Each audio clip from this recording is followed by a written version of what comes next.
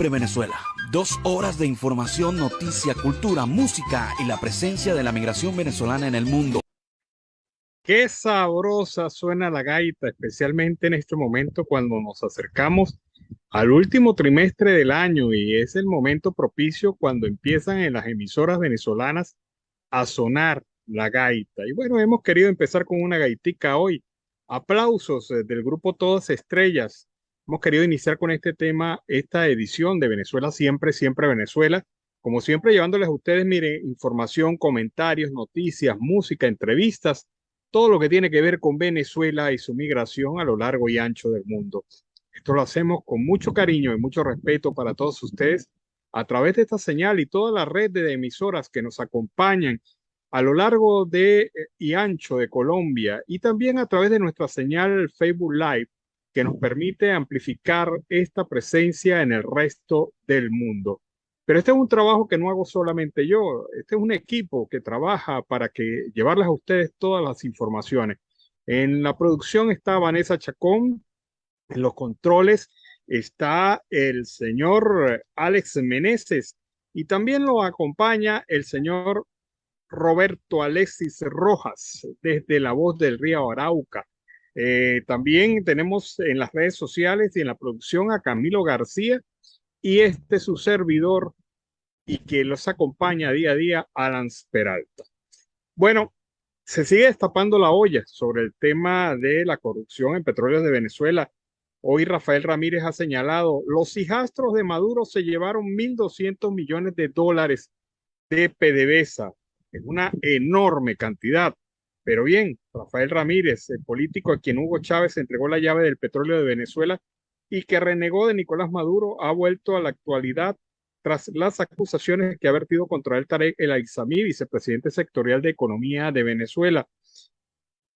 El lugarteniente de Maduro ha denunciado públicamente ante la Fiscalía General a quien fuera ministro de Petróleo y Minería del presidente Hugo Chávez, al que acusa de un desfalco de la principal empresa de Venezuela que ascendería a 4.850 millones de dólares en operaciones de divisa.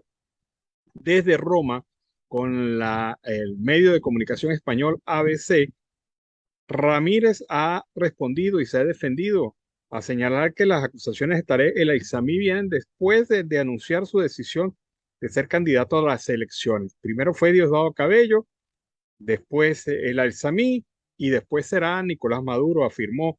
Asegura que el tiempo de denuncia el tiempo en el cual se denuncia la falta de sentido de una acusación que aparece casi 10 años después de su salida de Petróleos de Venezuela, que se produjo en el 2014. Los casi 5.000 millones de dólares sustraídos por entonces presidente de PDVSA, Rafael Ramírez, según Tarek El Aissami, habrían sido malversados a través de una línea de crédito fraudulenta.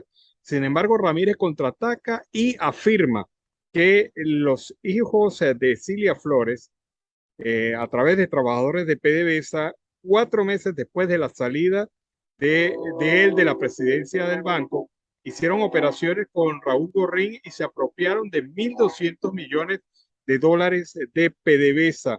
Esto se hizo utilizando entonces a Gorrín, testaferro, como lo señala, de los intereses de los hijos de Cilia Flores. Los hechos se estarían investigando en Florida, en los Estados Unidos, y es un nuevo escenario. Allí todo el mundo metió la mano, toda la cúpula del Partido Rojo metió la mano.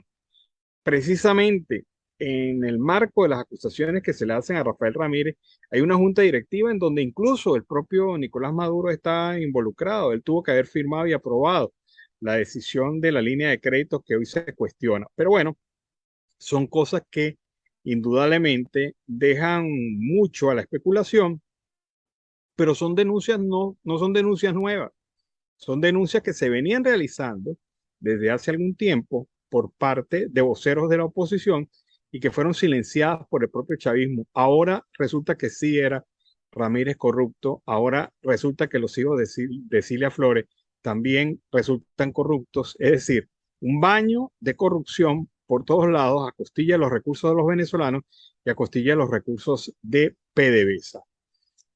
Anoche, en el marco de la Feria Internacional del Libro que se viene realizando en la ciudad de Cúcuta, Colombia, la periodista Carla Angola habló sobre el ejercicio del periodismo con orden de captura.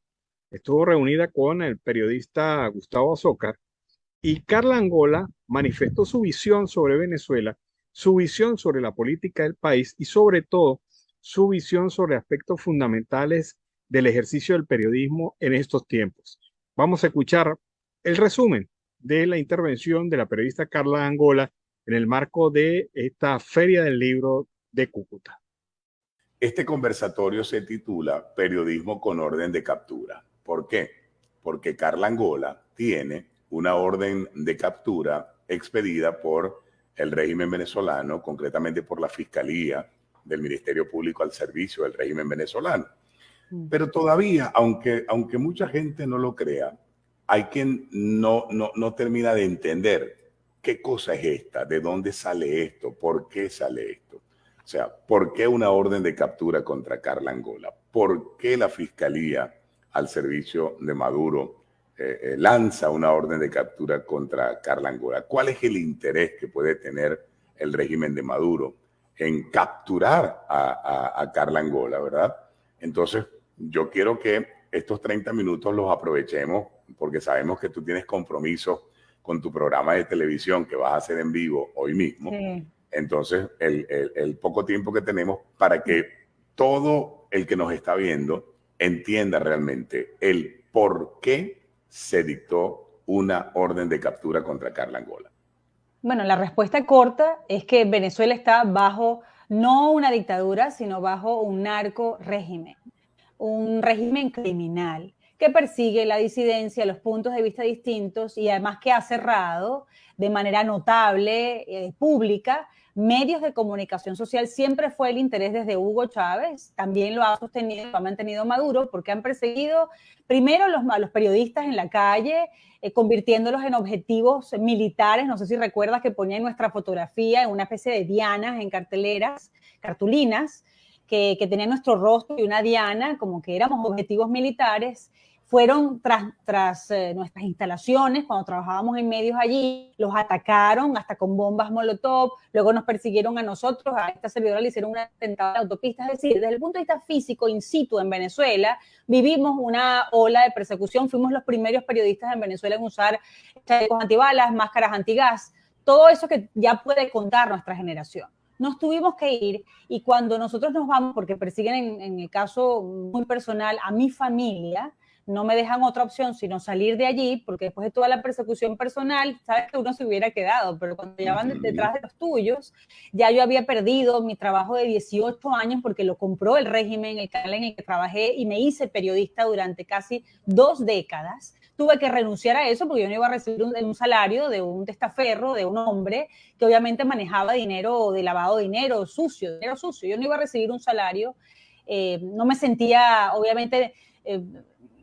yo capaz, ¿no?, de una acción así después de haber batallado tanto contra ese tipo de sistema. Salgo de allí, prácticamente lo pierdo todo, no iba a perder a mi familia y me vengo a los Estados Unidos. Y como cerraron Globovisión, porque lo cerraron, aunque ustedes lo vean abierto en una señal, pero está comprado, los mensajes son censurados, son obviamente a disposición del régimen, así pasó con tantas emisoras de radio, medios de comunicación social, impresos, canales de televisión. Y en Venezuela no hay la posibilidad de difundir denuncias sobre lo que ocurre, sobre lo que sigue ocurriendo y por lo cual Maduro es acusado como criminal de lesa humanidad ante la Haya. Entonces los periodistas, quienes estamos en el exterior, bueno, hay casos muy gallardos como tú, quienes siguen en Venezuela y siguen alzando su voz y además de con una valentía, una carga de valentía de la que yo no me siento capaz, Gustavo. Es decir, ustedes saben perfectamente las consecuencias que pueden correr y aún así asumen ese riesgo. Pero la verdad es que quienes estamos en el exterior, como no tenemos ese peligro inminente en nuestras espaldas, hemos seguido mostrando al mundo de lo que ocurre en Venezuela y quizás nuestro trabajo, el que hacen ustedes desde allá, y el que hacemos nosotros desde el exterior ha permitido construir una narrativa que retrate lo que realmente es Maduro como peligro no solo para los venezolanos, sino para el mundo, para un país como este, para su seguridad nacional. Incluso un tema muy básico, que podría parecer hasta algo que perdonan las democracias, como lo es la corrupción. La Casa Blanca emitió un comunicado que decía que la corrupción es un peligro para la seguridad nacional. Así que solo por esa razón, que sabemos los miles de millones de dólares que este régimen ha permitido, ¿no? Saquear no solo ellos en los más emblemáticos liderazgos, sino también a todo y que sea leal. Solo allí ya Venezuela, a través de ese régimen, representa un peligro para la seguridad nacional. Nosotros retratamos eso sin cortapisas y convertimos un peligro para ellos, porque además seguimos sembrando conciencia. El régimen no quiere que nosotros sigamos difundiendo información libre. El año pasado nosotros vimos cómo había por lo menos 150 casos in situ en Venezuela de persecución a periodistas, de censura, autocensura, incluso de encarcelamiento y también fuera del área del periodismo. Encarcelan o persiguen o acosan a quienes simplemente colocan un tuit disidente.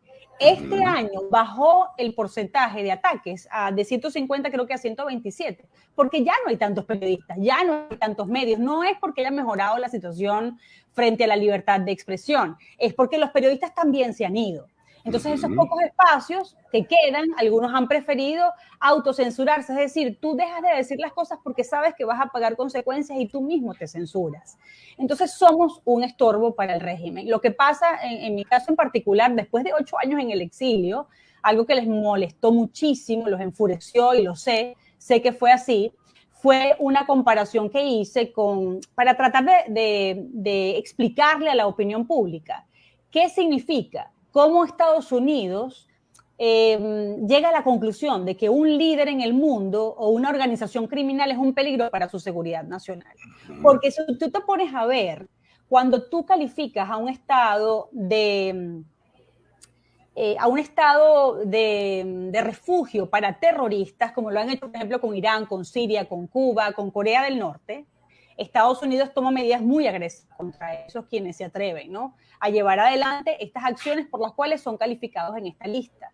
Entonces, Maduro es amigo de Siria, de Irán, de Cuba y de Corea del Norte. Y por supuesto que para nosotros siempre va a generar curiosidad saber por qué para esta nación no ha habido una calificación oficial de la organización, no de Venezuela, de la organización criminal que representa Maduro como una que ampara el terrorismo. ¿Qué peligro representa para el régimen de Maduro Carla Angola, que tiene 8 años fuera de Venezuela, que está haciendo un programa, que está haciendo todavía periodismo, que ha logrado abrirse camino en un país tan difícil, tan complicado como lo es Estados Unidos? Porque hay gente que cree que estar en Estados Unidos es fácil y no lo es. Entonces, te abriste camino, lograste triunfar, estás ejerciendo el periodismo, te has codeado de alguna manera con la crema innata del poder en Estados Unidos, has estado en la Casa Blanca, has estado en el Congreso, has tenido la posibilidad de entrevistar al presidente de los Estados Unidos, a lo más alto de la clase política norteamericana. Entonces, una orden de captura, 8 años en el exilio, el gobierno sigue viendo a Carla Angola como un peligro. ¿Y qué quieren? ¿Callarla? Amedrentarla, que deje de hacer lo que está haciendo, que deje de hablar, que deje de denunciar, que deje de hacer su programa? ¿Es eso lo que están buscando? Sí, sin duda que sí, pero es mucho más allá que eso, Gustavo, porque nuestras plataformas lo que demuestran es que el venezolano no se quiere conformar, es decir, ese sentimiento de la necesidad de ser libres no se ha dormido a pesar de no tener medios libres. Es decir, los venezolanos ahora obviamente están en un momento de supervivencia, ¿cierto?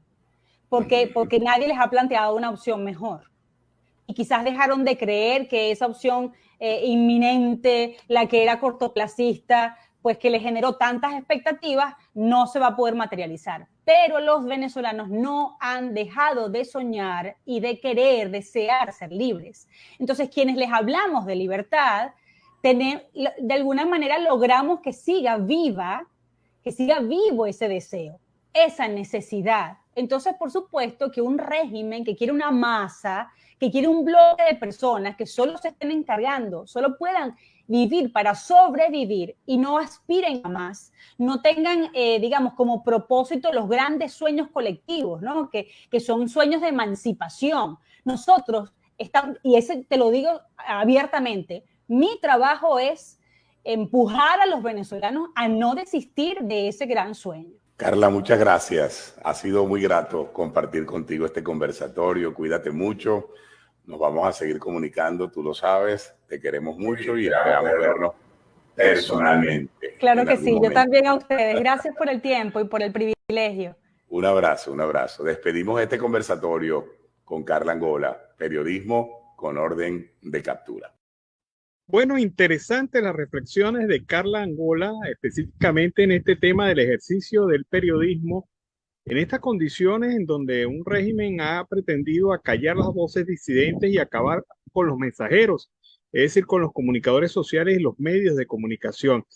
Carla ha retratado lo que en realidad está ocurriendo en Venezuela en materia de ejercicio profesional de periodismo, pero sobre todo también en la persecución que se ha desatado contra comunicadores por el simple hecho de ser comunicadores. Y esto nos recuerda lo que está pasando en Nicaragua, lo que está pasando tradicionalmente en Cuba, lo que está pasando en otros países latinoamericanos en donde el ejercicio del periodismo se ha convertido en una carrera riesgosa y peligrosa para quienes actuamos en esa actividad. Así que esta fue las importantes declaraciones de Carla Angola en medio de este foro que fue organizado de manera virtual en el marco de la fiesta del libro de la ciudad de Cúcuta, Colombia. Bueno, seguimos con más informaciones aquí en Venezuela Siempre, Siempre Venezuela. Jubilados y pensionados acompañaron la concentración de trabajadores en Parque Carabobo realizada durante la protesta contra el instructivo ONAPRE y por la libertad de los trabajadores detenidos. Vamos a ver imágenes sobre esto. Por una pensión digna, estamos en la calle. Por una pensión digna, estamos en la calle. Por una pensión digna, estamos en la calle. Por una pensión digna, estamos en la calle. Estamos en la calle. El movimiento de protesta laboral, social y sindical. No dejaremos la calle, porque las injusticias siguen imperando en Venezuela. Con la sentencia del juez Malaquía queda sepultada la justicia. Por vericuetos administrativos y tecnicismos quieren matar la justicia y no lo vamos a permitir. El instructivo ONAPRE nos los están aplicando, nos descuentan primas, nos hicieron el sueldo polvo cómico a través de un instructivo. Que no haya salido en Gaceta Oficial es que esa es la trampa de Maduro, no haberlo publicado oficialmente, pero por la vía de los hechos, por la vía de la fuerza, nos están quitando y despojando todos los derechos, todos los ministerios, especialmente de la administración pública. Es por eso que seguiremos en la calle, pero también por la libertad de nuestros compañeros, luchadores sociales, sindicales y de derechos humanos, que por el simple hecho de enfrentar las injusticias están presos en las mazmorras de este gobierno. Y seguimos reclamando su libertad. Las calles en Venezuela están calientes. Y están calientes porque los trabajadores sindicalistas, gremios, jubilados y pensionados han salido a defender su derecho a un salario digno, a pensiones justas y sobre todo al reconocimiento de las contrataciones colectivas y la eliminación del instructivo ONAPRE, pero además exigiendo la liberación de los compañeros sindicalistas que han sido detenidos durante los últimos días por el simple hecho de defender los derechos de los trabajadores. Así que hay una gran masa social en movimiento y una masa social que no se va a callar, que no se va a tranquilizar. Recordemos que el próximo 15 hay una gran marcha nacional hacia el Tribunal Supremo de Justicia y allí se van a medir fuerzas. Allí se va a ver realmente la fuerza del movimiento sindical venezolano que ha renacido como el ave fénix después de estar paralizado durante muchos años en medio de la convulsión social del país. Con esta información vámonos a la pausa comercial y musical del momento y al regreso seguimos acá en Venezuela siempre, siempre Venezuela. La química, tema interpretado por Diego Daza y Carlos Rueda, un tema bien sabrosito a esta hora del mediodía para llevarles a ustedes el inicio del segundo segmento de Venezuela siempre, siempre Venezuela en la tarde de hoy. Lo hacemos como siempre con más información. Resulta que para la periodista venezolana Sebastiana Barraez, la relación que tiene el gobierno de facto de Nicolás Maduro con el ELN y la FARC se puede transformar en una papa caliente para la relación nueva que pretende desarrollar Maduro con Colombia. Así lo ha indicado. Piensa que la situación del ELN y la FARC es una papa caliente para Nicolás Maduro en la relación con Colombia, porque si bien es cierto que el presidente Petro no es Iván Duque y mucho menos Álvaro Uribe Vélez, también es cierto que el nuevo mandatario colombiano no va a aceptar la tolerancia con la guerrilla, permeando el territorio y creándole problemas en su zona. Hasta ahora, dice la periodista, no sé qué va a hacer Nicolás Maduro para poder superar esta situación y convencer al ELN que acepte el proceso de paz. Lo primero que debería hacer, asegura la periodista, tanto Nicolás Maduro como la Fuerza Armada Nacional Bolivariana es expulsar del territorio venezolano al ELN, lo que queda de las disidencias de la FARC y de la Segunda Marquetalia, para que resuelvan su problema de paz en Colombia y la guerrilla deje de ser un problema y perturbación para Venezuela.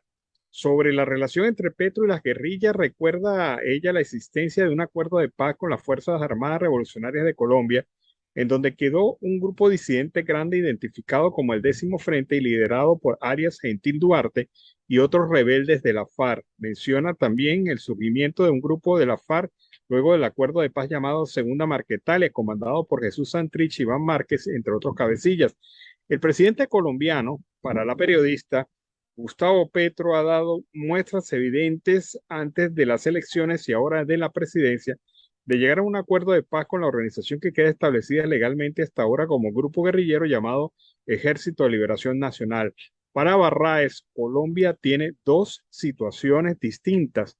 El ELN, que es una guerrilla reconocida en beligerancia, y la FARC, una guerrilla de disidentes no reconocida porque se supone que se sumaron al proceso de paz mediante el partido de la FARC. Sin embargo, pese a esta realidad, la especialista en el tema deja claro que a Petro no le conviene la guerrilla en Colombia, una vez que él haya sido guerrillero en el pasado, cuando estaba muy joven, y otra cosa es que ahora en la acera contraria, porque realmente las guerrillas se enfrentan al gobierno.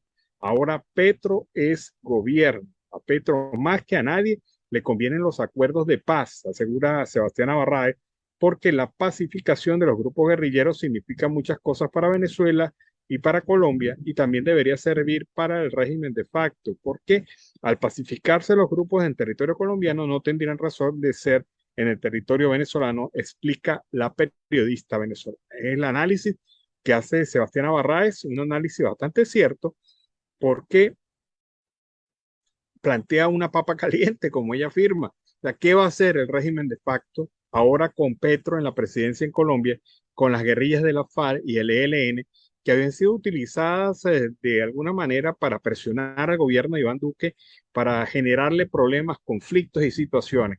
Ahora Petro no quiere eso y ahora evidentemente deberá decidirse por la calle del medio el régimen de facto frente a estas circunstancias. Y una que también exige definiciones es la alcaldesa de Bogotá, Claudia López, que ha pedido al gobierno venezolano que aísle a los grupos de la banda del Tren de Aragua que operan desde la cárcel de Tocorón en Venezuela. Entiende la primera mandataria bogotana que varios de los delitos que se cometen en su país y específicamente en su capital, en Bogotá, son ordenados, son gestionados, son manejados, son coordinados desde la cárcel de Tocorón en Venezuela.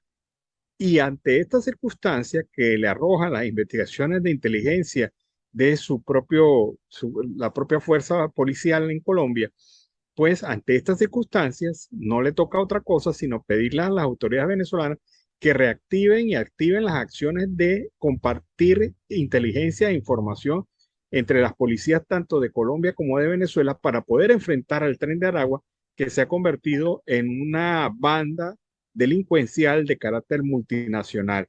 Ahora bien, López pidió al embajador de Colombia en Venezuela, Armando Benedetti, requerir formalmente al gobierno venezolano el aislamiento efectivo, de ser posible, esta misma semana, de los criminales que se hacen llamar Nino Guerrero y Giovanni. Esta solicitud también fue hecha a la Cancillería de su país, al igual que el embajador de Venezuela en Colombia, Félix Plasencia. Explicó que con el aislamiento de estos delincuentes se podría evitar que continúen coordinando actividades irregulares desde Tocorón, estando detenidos pero no aislados. Siguen dirigiendo actividades de repercusión en Bogotá, insistió la funcionaria. López también solicitó a las autoridades de ambas naciones tramitar la reactivación en el menor tiempo posible de los canales de cooperación judicial y de inteligencia binacional, ya que los cuerpos de seguridad necesitan de la información con la que cuenta cada una en materia de antecedentes para poder capturar, identificar y judicializar a los miembros de estas estructuras. Así que vean ustedes, el poder del Tren de Aragua, que ha sido magnificado, identificado por la alcaldesa de Bogotá, Claudia López, al señalar la necesidad de que se aísle a los líderes de este movimiento que se encuentran detenidos en Venezuela. Pasando a otro orden de ideas, vean ustedes cómo son las circunstancias humanas del tema de la violación de derechos laborales para los trabajadores, los jubilados y los pensionados en Venezuela. Un caso de ellos es el de Paula, una mujer luchadora que dedicó 28 años de su vida como funcionaria pública en Portuguesa, pero a la cual este régimen le ha pulverizado su sueldo y su calidad de vida. Veamos este caso. Nos ven las necesidades de nosotros, los jubilados, los activos, todos los que trabajadores. Pasando hambre, si compro un remedio no compro comida, yo vivo con 5 muchachos en la casa, cobro, me dan una sola bolsita de comida y eso son buenos artículos, muerto de hambre en el tiempo, esto limona, a todo el mundo dame, eso da pena. Yo trabajé en el gobierno varios años, sí. El gobierno tiene que respetar nuestros derechos humanos.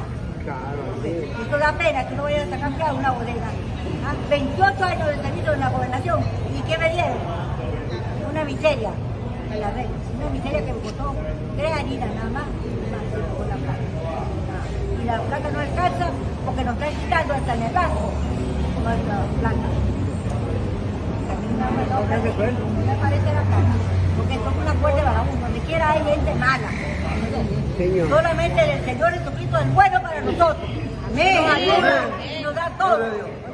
Sí, nosotros aguantando hambre, necesidades, pidiendo, esa les da vergüenza, porque a mí todo el mundo me conoce. Claro. Todo el mundo me conoce porque yo soy una madre luchadora con mi hogar y con mis hijos. Esto da tristeza y dolor lo que estamos pasando. Todos nosotros los jubilados. Y los activos también.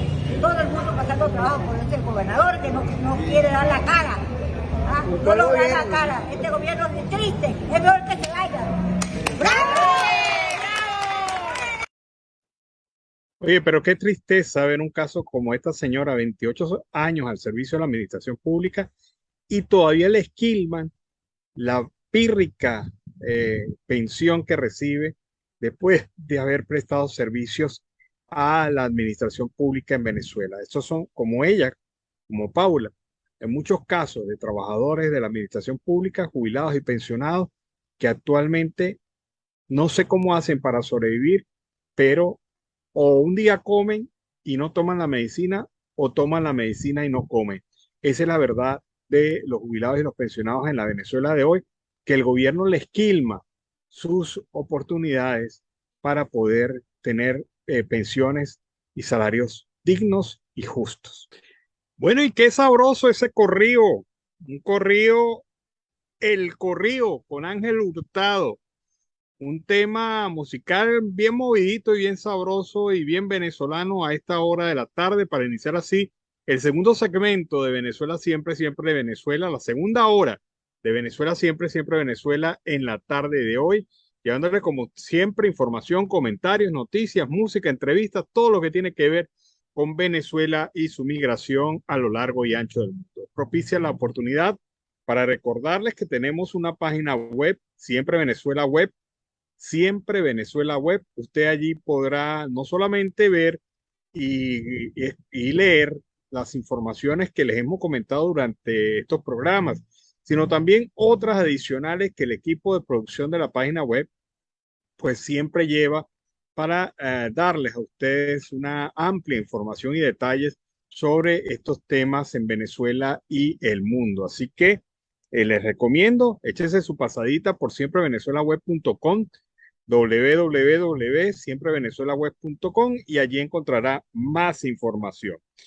Hay gente que se preocupa bastante y está muy preocupada porque advierte que la migración venezolana va a aumentar en los próximos meses, señalando que el mundo desconoce la magnitud de esta crisis humanitaria. La crisis humanitaria en Venezuela, que ha llevado a casi 7 millones de venezolanos a abandonar el país, según augura el director global humanitario de la organización Plan Internacional, Uni Kristan, podrá aumentar, va a ir a peor en los próximos meses y años, y reclama más atención y recursos para la comunidad internacional frente a esta emergencia. Después de visitar la frontera entre Ecuador y Perú y comprobar el flujo de migrantes que se ha vuelto a ser una constante tras la interrupción vivida por la pandemia, Krishnan consideró que la esfera internacional no es conocedora de la magnitud de esta crisis humanitaria venezolana. No creo que el resto del mundo sepa realmente lo desafiante de la situación para las agencias de ayuda y para los gobiernos como el del Perú y Ecuador, cuyos recursos son limitados, comentó Krishnan, que pudo presenciar en la frontera cómo los migrantes llegan deshidratados tras recorrer miles de kilómetros a pie en varias ocasiones. Es importante que el mundo reconozca lo crítico de esta situación y además entienda que la situación va a empeorar. El líder humanitario del Plan Internacional, una organización enfocada a la asistencia a la infancia, que brinda apoyar a migrantes y refugiados venezolanos en Colombia, Ecuador y Perú. En este sentido, Krishnan hizo un llamado a la comunidad internacional para incrementar los recursos para atender la emergencia humanitaria de la migración venezolana, pues afirmó que apenas ha financiado el 20% de la respuesta a la crisis, menos que en otros episodios similares en otras partes del mundo. Y debemos recordar que esta semana pasada la crisis humanitaria venezolana pasó a ser la primera en cantidad, por encima incluso de la crisis siria, por incluso de la crisis de Ucrania, con casi 6 millones, según las agencias internacionales de ayuda humanitaria, casi 6,5 millones de personas, pero para Krishnan esta cifra llega a 7 millones. Es verdad que conflictos activos como el de Ucrania y Sudán del Sur tienen algunas diferencias en las necesidades, pero cuando te fijas en las necesidades más básicas, como nutrición, educación y asistencia psicológica, no encuentras tantas diferencias entre refugiados de diversas partes del mundo. Así que, noticia preocupante, se va a incrementar el flujo migratorio venezolano, según el señor Krishnan, y esto va a ser una situación de verdad bastante complicada si no se toman las acciones necesarias para enfrentar esta crisis migratoria. Bueno, y siguen las denuncias sobre temas de corrupción. ¿Recuerdan ustedes el alcalde de chavista Jonathan Marín? Ha dicho textualmente, Tarek William Saab es un corrupto. El fiscal de facto es un corrupto para Jonathan Marín, quien fue alcalde chavista y se entregó en Miami a las autoridades norteamericanas por un caso de soborno en la empresa estatal PDVSA. Acusó a Tarek William Saab, además de ser corrupto, de ser violador de derechos humanos. Mediante un live en su cuenta de Instagram, informó que Saab presentó durante una rueda de prensa a un hombre que aseguró haberse reunido con él en Nueva York para tratar un tema de financiamiento para una presunta candidatura de Rafael Ramírez a la presidencia de la República de Venezuela. No tengo nada que ver con ningún tipo de campaña electoral. Me desmarco de eso. Dicha reunión con ese señor carece de toda veracidad. Yo sí tengo que salir en defensa de esta infamia, sostuvo. Además, este señor ha destruido familias enteras con sus conductas. Tarek William Saab es un violador de derechos humanos en Venezuela y se ha dedicado a perseguir a sus adversarios políticos del pasado y a perseguir a cualquier empresario que no complazca sus demandas. Marín, exalcalde chavista en Guanta, reconoció eh, que participó en temas de corrupción, pero está ante las autoridades norteamericanas presentándose y dando la cara frente a este tema. Afirmó que todos los expedientes que cursan en Venezuela en su contra carecen de legalidad para proceder a ninguna acción legal. Es un patrón. Él sentencia a la gente públicamente para impresionar al pueblo y al gobierno. Este señor no supera que él asumió una conducta impropia cuando era gobernador. Sí, a ti Chávez te votó, dijo el señor Marín en relación a Tarek William Saab. Eso tienes que decirlo. Te sentías que ese era tu imperio y eras intocable, pero Chávez se dio cuenta que eres un corrupto que se disfraza de poeta y de defensor de los derechos humanos. Hoy en día este señor pone en práctica lo que hacía en la gobernación en el Ministerio Público. Grave denuncia contra Tarek William Saab por parte de alguien que lo conocía muy de cerca, el exalcalde de Guanta, el señor Marín, Jonathan Marín, quien lo acusa directamente de estar involucrado en temas de corrupción. Obviamente van saliendo los temas, van saliendo los escándalos, escándalo tras escándalo, escándalo tras escándalo. Vamos a ver si el fiscal de facto tiene alguna posición sobre este tema, va a salir a defenderse o a argumentar sobre este tema, pero las denuncias de Marín son como para llamar la atención en este tema. Los trabajadores, por otra parte, del sector universitario en el Zulia, también exigieron el respeto del gobierno nacional a sus derechos. Vamos a ver parte de esta rueda de prensa en donde el gremio y el sector universitario manifestó su posición.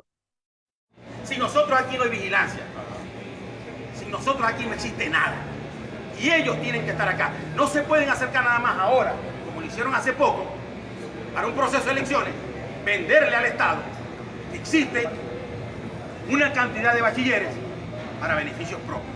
No, eso no es así. La lucha es frontal, la lucha es que me vean, la lucha es que yo no esté haciendo lo que está pasando con este edificio, que lo estamos viendo bonito.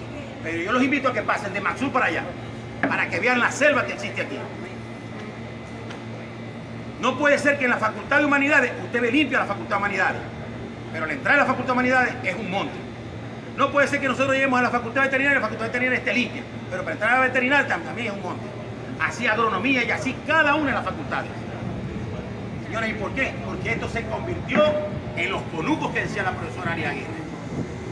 No, señores, la universidad es de todos. Y como es de todos, tiene que dolernos a todos. La universidad no es de Nerio, ni es de Julio, ni es de León. No, la universidad es de todos nosotros. Y si todos nosotros queremos la universidad que teníamos, cuando la gente ansiaba trabajar aquí en la universidad, porque aquí llegaron a haber denuncias como las existían en PDVSA, que vendían las planillas, aquí eso también existió, porque cualquier persona quería trabajar en la universidad. Hoy en día nadie quiere venir a trabajar, simplemente porque el sueldo no alcanza ni siquiera para pagar los pasajes. ¿Cuándo nosotros habíamos visto en la Universidad del Zulia que las áreas verdes quedaran desasistidas en un periodo vacacional? Nunca. ¿Cuándo habíamos visto nosotros que los portones universitarios quedaran desasistidos por vigilancia? Nunca. Los vemos ahora porque lo poquito que hay están concentrados en el sitio que no han logrado llevarse. Y tenemos a la gente allí, por lo menos para rescatar eso. ¿Y eso pasa por qué? Porque los dolientes, que son las autoridades, simplemente han dejado que esta lucha sea de los gremios. O sea, porque es que la universidad la manejamos nosotros. No, señores, nosotros tenemos que hacer entender a la universidad que ellos son los cuentadantes de esto, que ellos son los que tienen que llevar este rebaño. Porque nosotros no tenemos que reclamarle al gobierno, nosotros tenemos que reclamarles a las autoridades, que son las que dirigen esto. Quiero dejarle claro de una vez acá a las autoridades que en octubre, como dicen por allí, pónganse las alpargatas que les tiene oro. El gremio de los obreros, que es el único que ha manifestado comenzar a trabajar, es el único que está desasistido médicamente. Si a nosotros se nos enferma un trabajador, si tenemos un accidente laboral, no tenemos a dónde llevar. Bueno, es la posición del sector universitario en el estado Zulia en relación a este tema de protestas nacionales. Recuerdo que el próximo 15 de septiembre, gran protesta nacional, una marcha nacional que se va a desarrollar hasta la sede del Tribunal Supremo de Justicia para decirle claramente a los magistrados: el instructivo NAPRE sí existe, el instructivo NAPRE está matando a la clase trabajadora venezolana. Terminamos nuestra edición de este mediodía. Como siempre, esto es un equipo que trabaja para llevarles a ustedes la información en la producción. Vanessa Chacón, en los controles Alex Meneses, también estuvo en la parte técnica y de redes sociales Camilo García, y este es su servidor, Alan Peralta, llevándoles la información de Venezuela en el mundo. Nos despedimos hasta una nueva edición. Estén pendientes esta tarde. Estaremos con una nueva edición de Venezuela Siempre, Siempre Venezuela. Siempre Venezuela es un programa que te brinda las mejores noticias, comentarios, análisis, entrevistas y música. Información sin censura en la voz de los protagonistas. Todo un equipo de producción de primer nivel. Siempre Venezuela lo encontrarás en las radios de tu preferencia. O si no, visítanos en nuestras plataformas digitales. Siempre Venezuela Radio. En Instagram, Facebook y Twitter. De lunes a viernes le decimos lo que en Venezuela prohíben. Porque somos Venezuela Siempre, Siempre Venezuela.